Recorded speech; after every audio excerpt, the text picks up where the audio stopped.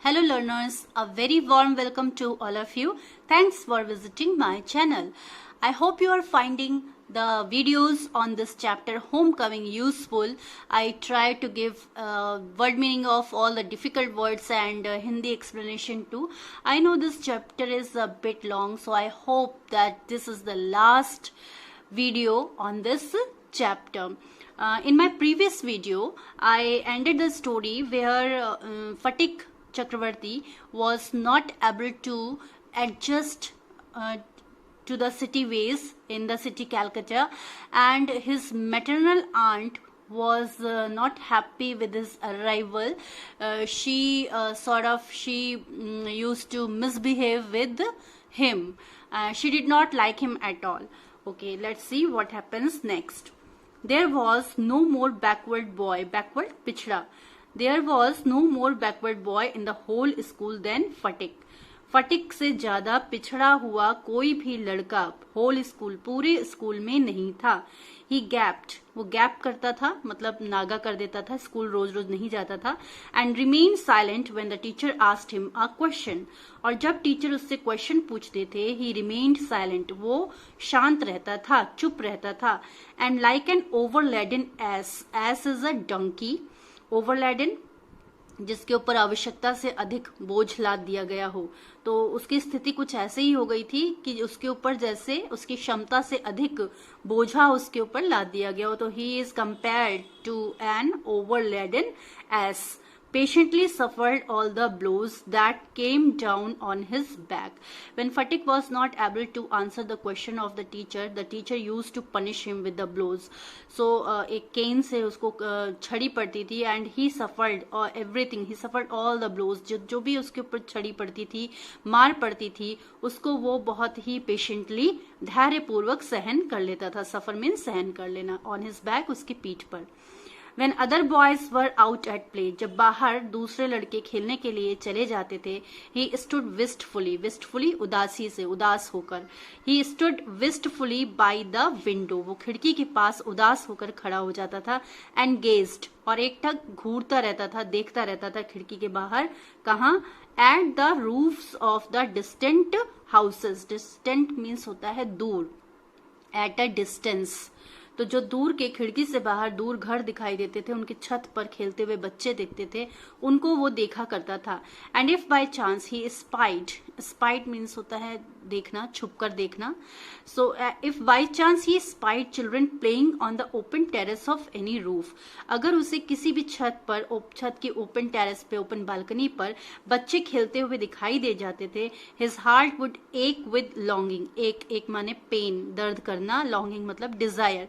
तो उसके दिल में एक पेन होने लगता था, उसका दिल ऐंठने लगता था एक डिजायर के साथ, उसके दिल में एक इच्छा जगने लगती थी. One day he summoned up all his courage. Summoned up means collected. One day he collected, एक दिन उसने इकट्ठा किया all his courage, अपने सारे साहस को. And asked his uncle, और अपने अंकल से पूछा, uncle when can I go home? मैं कब घर जाना चाहता हूँ. अब यहाँ पे पहली बार घर का जिक्र आया है, जो कि इस चैप्टर का टाइटल ही है होम कमिंग. तो वो घर जाना चाहता था. उसने पूछा मैं कब घर जा सकता हूँ. हिज अंकल आंसर्ड, उसके अंकल ने उत्तर दिया, वेट टिल द हॉलीडेज कम. इंतजार करो तब तक जब तक कि छुट्टियां नहीं हो जाती हैं. But the holidays would not come till November, लेकिन छुट्टियां नवंबर महीने तक नहीं होने वाली थी. And there was a long time still to wait, इसलिए अभी बहुत लंबा समय बाकी था नवंबर आने में, इसलिए प्रतीक्षा करने के लिए टाइम अभी बहुत अधिक बाकी था. One day Phatik lost his lesson book. एक दिन फटिक की लेसन बुक, उसका पाठ जो था, किताब जो थी, पाठ की किताब थी, वो खो गई. लॉस्ट माने खोना. Even with the help of books, he had found it very difficult indeed to prepare his lesson. जब उसके पास किताब होती थी तो with the help of book, किताब की सहायता से, he found it very difficult, उसके लिए बहुत मुश्किल होता था indeed to prepare his lesson, अपने पाठ को प्रिपेयर करना, तैयार करना। किताब देख करके तो वो बहुत मुश्किल से अपना पाठ समझ पाता था। नाउ इट वॉज इम्पॉसिबल, और अब तो बिना किताब के इसके लिए बिल्कुल इम्पॉसिबल हो गया, असंभव हो गया। Day after day, the teacher would cane him unmercifully. Unmercifully, mercy माने होता है दया, unmercifully निर्दयता पूर्वक, केन बेंत मारना। दिन प्रतिदिन टीचर जो थे उसको बहुत ही निर्दयता पूर्वक बेंत से मारते थे। His condition became so abjectly miserable that even his cousins were ashamed to own him. उसकी स्थिति इतनी दयनीय हो गई थी, इतनी ज्यादा मिजरेबल मीन्स दयनीय हो गई थी, दैट इवन हिज कजिन्स, यहाँ तक कि उसके चचेरे भाई, उसके ममेरे भाई भी, वर अशेम्ड टू ओन हिम, उसे अपना बताने में लज्जा का अनुभव करते थे, लज्जित महसूस करते थे। दे बिगिन टू जीयर मतलब हंसी उड़ाना, एंड इंसल्ट अपमान करना, more than the other boys, और अब उन्होंने उसका मजाक उड़ाना, उसका अपमान करना दूसरे लड़कों से कहीं ज्यादा अधिक शुरू कर दिया था। He went to his aunt at last and told her that he had lost his book. आखिरकार वो अपनी मामी के पास गया और उसने उसको बताया कि मेरी किताब खो गई है। His aunt pursed her lips in contempt, contempt माने होता है बहुत ही घृणा के साथ, बहुत ही हिकारत के साथ। उसने अपने होठों को पर्स, हर लिप्स मतलब अपने होठों को सिकोड़ लिया, घृणा से सिकोड़ लिया। And said, you great clumsy country lout, तुम गंवार गंदे लड़के, गांव के लड़के। हाउ कैन आई अफोर्ड, मैं कैसे अफोर्ड कर सकती हूँ, मैं कैसे वहन कर सकती हूँ, विद ऑल माई फैमिली, अपनी पूरी फैमिली के साथ, to buy you new books 5 times a month, एक महीने में 5 बार मैं तुम्हारे लिए किताब खरीदना कैसे अफोर्ड कर सकती हूँ, जबकि मेरे पास इतनी बड़ी फैमिली भी है। अब यहाँ पर उसने अतिशयोक्ति ही कहा था, ऐसा तो नहीं था कि उसकी 5 बार किताब खोती थी और वो 5 बार मांगने जाता था, लेकिन उसकी आंट ने, उसकी मामी ने उससे जानबूझ करके इस तरीके से उसको बेइज्जत करते हुए कहा। That night on his way back from school, Fatik had a bad headache with a fit of shivering. Fit of shivering, कपकपी का दौरा, fit माने दौरा। उसी रात जब, उस रात के बाद जब फटिक अपने स्कूल से लौट रहा था तो उसके सर में एक बहुत ही बुरी तरह से दर्द हो रहा था, हेडेक सर दर्द, and a fit of shivering, और उसको एक कपकपी का दौरा भी पड़ रहा था। He felt he was going to have an attack of malarial fever, उसे लगा कि शायद कहीं उसे मलेरिया का बुखार होने जा रहा है या उससे मलेरिया का बुखार हो गया है। His one greater fear was that he would be nuisance to his aunt.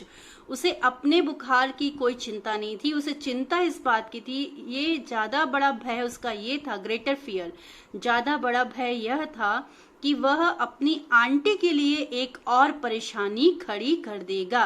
अगर उसकी आंटी को पता चलेगा कि इसे बुखार हो गया है तो वो और ज्यादा उस पर गुस्सा करेंगी। The next morning, Fatik was nowhere to be seen. अगली सुबह फटिक कहीं भी, नोवेयर कहीं नहीं दिखाई दिया। All searches in the neighbourhood proved futile माने व्यर्थ, बेकार जाना। तो हर पास पड़ोस में, नेबरहुड पास पड़ोस में जो भी सर्च की गई, जितना भी उसको ढूंढा गया, वो सब व्यर्थ चला गया। The rain had been pouring in torrents all night, torrents माने मूसलाधार वर्षा, रात से ही, ऑल नाइट, रात से ही बारिश बहुत तेज हो रही थी। And those who went out in search of the boy got drenched through to the skin, और जो कोई भी उस लड़के की सर्च में गए, खोजने के लिए गए, वो पूरा त्वचा की गहराई तक पूरी तरह से भीग गए थे। At last Bishambhar asked help from the police, आखिर में बिशंभर, उसके मामा ने पुलिस से हेल्प मांगी। At the end of the day, a police van stopped at the door before the house. जब दिन का खत्म होने का समय आया, एंड ऑफ द डे, तब एक पुलिस वैन आकर उनके घर के बाहर दरवाजे पर रुकी.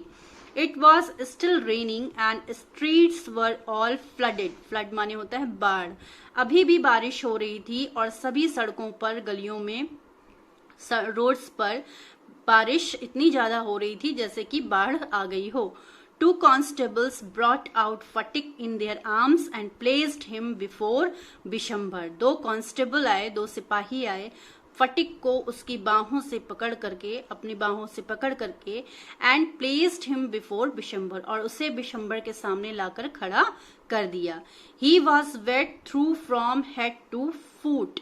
वो पूरा ऊपर सिर से लेकर पैर तक पूरा भीगा हुआ था. मडी ऑल ओवर, मडी मतलब कीचड़ से सना हुआ. Muddy all over, his face and eyes flushed read with fever. उसका चेहरा और उसकी आंखें फीवर से पूरी तरह से लाल हो चुकी थी, फ्लश चमक रही थी. And his limbs all trembling, और उसके सारे लिम्स, अंग, ट्रेम्बलिंग, कांप रहे थे, उसके सारे अंग कांप रहे थे. Bishambar carried him in his arms, Bishambar ने उसको अपनी बाहों में लिया. And took him into the inner apartments, और उसको अपने अंदर अपार्टमेंट में, घर के अंदर ले गया. When his wife saw him, she exclaimed. जब उसकी वाइफ ने देखा तो उसने विस्मय से कहा, What a heap of trouble this boy has given us. हमें इस लड़के ने कितनी ज्यादा परेशानियां, heap of trouble यानी कि परेशानियों का ढेर, कितनी ढेर सारी परेशानियां इसने हमको दी हैं. Hadn't you better send him home? क्या अच्छा ना होता कि अगर तुम इसे घर छोड़ाते. फटिक हर्ड हर वर्ड्स, फटिक ने उसके शब्दों को सुना, मामी के कहे गए शब्दों को सुना. एंड सॉफ्ट आउट लाउड, और जोर जोर से सिसकी लेकर के रोने लग गया. Uncle, I was just going home. Uncle, मामा, मैं तो अपने घर जा रहा था. But they dragged me back again, लेकिन उन्होंने मुझे वापस खींच लिया. वो कौन? कॉन्स्टेबल्स, सिपाही. ड्रैग्ड मीन्स घसीटना. The fever rose very high. Fever बहुत तेज हो गया था. And all that night the boy was delirious. और पूरी रात लड़का उन्माद में, बेहोशी में था. Bishambar brought in a doctor. Bishambar एक डॉक्टर को ले आया. फटिक opened his eyes flushed with fever. फटिक ने फीवर से, बुखार से तपती हुई आंखों को खोला. And looked up to the ceiling and said vacantly. और उसने ऊपर सीलिंग की तरफ, सीलिंग मतलब छत की तरफ देखा और vacantly जैसे कहीं शून्य में ताकते हुए कहा, Uncle, have the holidays come yet? May I go home? Uncle, क्या अभी तक हॉलीडेज नहीं आई? क्या मैं घर जा सकता हूँ? Bishambar wiped the tears from his own eyes. Wipe माने पोंछना. बिशंबर ने अपनी आंखों से आंसुओं को पोंछा. And took Phatik's lean and burning hands in his own, और फटिक के लीन, दुबले पतले, एंड बर्निंग हैंड्स, और जलते हुए हाथों को अपने हाथों में लिया. And set by him through the night, और पूरी रात उसके सिरहाने बैठा रहा. द बॉय बिगेन टू मटर अगेन. मटर मीन्स बड़बड़ाना. लड़के ने पुनः बड़बड़ाना शुरू कर दिया. At last his voice became excited, और आखिर में उसकी आवाज अचानक से बहुत उत्तेजित हो गई. वो आंख बंद करके बड़बड़ा रहा था, उसके दिमाग पे उसका अधिकार नहीं था, और अचानक से वो उसकी आवाज बदली और वो उत्तेजित होकर बड़बड़ाने लगा. मदर, माँ, he cried, वो चिल्लाया. Don't beat me like that, mother, I am telling the truth. मुझे ऐसे मत पीटो माँ, मैं सच कह रहा हूँ. The next day, Fatik became conscious for a short time. दूसरे दिन फटिक को थोड़ी देर, कॉन्शियस माने सचेत होना, चेतना में आना, तो थोड़ी देर के लिए फटिक जो है चेतना में आया. For a short time. He turned his eyes about the room. उसने चारों तरफ कमरे में अपनी आंखों को घुमाकर देखा. As if expecting someone to come, जैसे कि एक्सपेक्ट कर रहा हो, आशा कर रहा हो किसी के आने की। यहाँ पे राइटर क्या बताना चाह रहा है कि वो उसको किसके आने की आशा थी। he was waiting for his mother to come. Actually he was missing his mother very much. At last, with an air of disappointment, his head sank back on the pillow. आखिर में with an air of disappointment निराशा की एक सांस छोड़ते हुए his head sank back on the pillow. उसका सिर तकिए पर वापस धंस गया. He turned his face to the wall with a deep sigh गहरी आह. He turned his face to the wall. उसने दीवार की तरफ अपना चेहरा कर लिया एक गहरी सांस छोड़कर. Bishambar new his thoughts. Bishambar उसके विचारों को जानता था. And bending down his head, और उसका अपना सर झुकाते हुए उसकी तरफ विस्पर्ड, कान में फुसफुसाया. विस्पर माने फुसफुसाना. Phatik, I have sent for your mother. Phatik, मैंने तुम्हारी माँ को बुला लिया है. द डे वेंट बाय, और पूरा दिन गुजर गया. The doctor said in a troubled voice that the boy's condition was very critical. Doctor ने बहुत ही परेशान आवाज में कहा कि लड़के की स्थिति बहुत ही खराब है, बहुत ही क्रिटिकल है. फटिक began to cry out. फटिक दोबारा चिल्लाने लगा. By the mark 3 fathom, by the mark 4 fathom, by the mark fathom कहते हैं एक पानी की गहराई नापने की इकाई को कहते हैं. तो यहाँ पर फटिक अपने गांव में, अपने विलेज में जहाँ पे उसकी नदी बहती थी, वहां पर मल्लाह लोग इस तरीके से बोलते होंगे या पानी की गहराई नापी जाती होगी. तो एक तरीके से फटिक का यहाँ पर भंवर दिखा रहे हैं कि फटिक एक मृत्यु के भंवर में धीरे धीरे डूबता जा रहा है, और वहां वो उन्माद में वो चीज बोल रहा है कि 3 fathom 4 fathoms. By the mark, he had heard the sailor on the river steamer called out the mark on the plumb line. उसने सेलर्स को, नाविकों को रिवर स्टीमर पे, जो रिवर में चलने वाले स्टीमर्स थे, उन पर मार्क लगा करके चिल्लाते हुए सुना था. Now he was himself plumbing an unfathomable sea. अब वो स्वयं unfathomable, जिसकी गहराई ना नापी जा सके, ऐसे समुद्र में प्लमिंग कर रहा था, मतलब कि गोते लगा रहा था, डूबता जा रहा था. Later in the day, Fatik's mother burst into the room like a whirlwind. तभी दिन के दूसरे हिस्से में, थोड़ा दिन जब बीत गया था, फटिक की माँ चिल्लाते हुए, रोते चिल्लाते हुए कमरे में आई. लाइक अ whirlwind, एक तेज हवा के झोंके, अंधड़ की तरह. And begin to toss from side to side and moan and cry in a loud voice. और एक किनारे से दूसरे किनारे टॉस करने लगी, जाने लगी, मोन विलाप करने लगी, cry in a loud voice, तेज तेज आवाज में चिल्लाने लगी. Bishambar tried to calm her agitation. Bishambar ने कोशिश करी, tried calm मतलब शांत करना, agitation उनकी उत्तेजना को, उनके जो भावों का उद्गार था उसको रोकने की कोशिश करी, उसको शांत करने की कोशिश करी. But she flung herself on the bed and cried. मगर वो बेड की तरफ लपकी, बेड के ऊपर लपक के गई.